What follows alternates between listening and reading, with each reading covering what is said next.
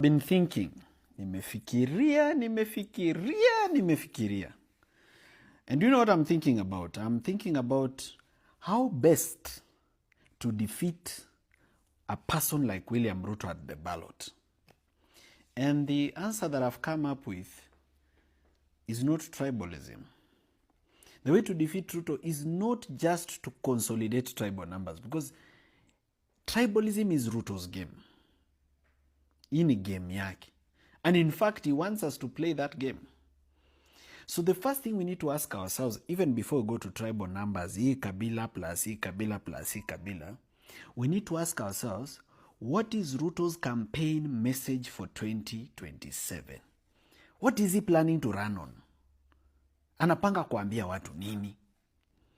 Ruto's campaign for 2027 is not victim politics. Unajua 2022, he was pretending to be a victim of Uhuru. But 2027 is not victim politics. Now he's an incumbent sitting. So what he will be selling is shiny things. For 2027, Ruto will be selling shiny things. A track record, development record. Sisi wa kuunganisha reli. Sisi wa kuweka barabara. Sisi wa kujenga stadium. Sisi wa kujenga mabwawa ya maji. Na wale ambao hawajafanya kitu. That will be his message for 2027. So if you want to defeat him, first defeat his message. Defeat his message. Because 2027 hatatumia kanisa. 2022 alitumia kanisa. He can't use kanisa and he can't use sympathy. So he'll be using shiny things. Nimejenga hii, nimefanya hii. The only way to defeat him is to defeat his message. And the best way to defeat his message is, if he is selling performance, don't give him a non-performer as a competitor. Usimlete mtu hajai fanya kitu inaonekana, kitu iko visible as a competitor. Mlete another performer. Ndio akiuza performance, tunauza performance. Alafu performance yetu inakuwa ni performance bila wizi. Performance yake inakuwa ni kazi na wizi. Yetu inakuwa ni kazi bila wizi. And that is why Dr. Fred Matiang'i is the best choice for a flag bearer. This is not about tribalism. This is about who is the best person to defeat this guy. It's somebody who can sell performance na ingie kwa Mkenya, na Mkenya aji-associate na hiyo performance. Seme, when you are in ICT, you digitized services, you did this, you opened up the internet, it was very fast, you did this, you brought us from analog to digital. When you are in the Ministry of Education, you said this will not happen, it did not happen. You said this will happen, this happened. You are strict, you are straight. When you say, we can trust it happen. Kumbuka Ruto will also not sell promises. 2022 he was selling promises, the church, sympathy. Now he can't start telling people, nitakuja hapa, nitajenga barabara. No. The first thing he'll be saying, nimefanya hii, sasa nitaongezea. So you need to bring somebody who has believability. Mwenye akiambia wananchi promise, wanambelieve because wanajua ni mtu wana promise na ana deliver. Because mtu kama Matiang'i angesema basi zote za watoto zikuwe yellow na ziendeshwe from 6 in the morning to 6 o'clock, hataki kuona basi ingine kwa barabara. Watu walipinga, wakasema sisi hatuwezi paka yellow, hatukuwa na hiyo budget. Akamwambia ni sawa, msipake yellow, lakini pia isitokee kwa barabara. Kaeni nayo kwa nyumba, don't paint it yellow. Kaa nayo kwa shule, but isitokee kwa barabara. Si walipaka yellow wote. Budget ilitoka wapi? Walipakaje yellow? Because this guy is strict. When he says it's gonna be like this, it's like that. No other way. And we need a strict, serious person. Kwa sababu hii Kenya itaki softy. You can't be soft and rule this country. Hii country kuna makatel, watu vichwa ngumu. Hata wananchi wenyewe, hata wenye wanawachi video, wenyewe ni vichwa ngumu. So to govern them, you need somebody who is strict kidogo and who has goodwill in his heart and commitment. So that's what I'm telling you. If indeed you want to defeat William Ruto, you can't come to him with the card ya tribalism. Na pia kuja na kadi ya mimi ndio mzee sana. Mimi ndio nimekaa miaka mingi, kwa hivyo ni haki yangu. No. Need a candidate who will be a winning candidate in terms of messaging, and who will be a winning candidate in terms of going to be a good president. Because even investors are looking, businessmen, people are curious. People want to know, mnatupatia president mgani? I can tell you, the opposition, they have to be very careful about who they choose as their president, as their presidential candidate. Because businessmen, investors, watu ambao wako na interest kwa hii country nini, wote tunangoja kuona mnatupea nani. Kwa hivyo msituweke kwa position ye watu wanaanza kusema ati afadhali Ruto. Give them somebody solid, somebody who they can trust. Aya, mwisho. I've seen crowds and crowds and crowds, and some of you are excited with crowds, and it's good.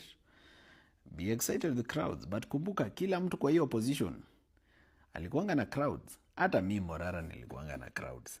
Okiya Mtata alikuwa na crowds. Uliona crowd ya Matiang'i wakati alitoka US, his first rally.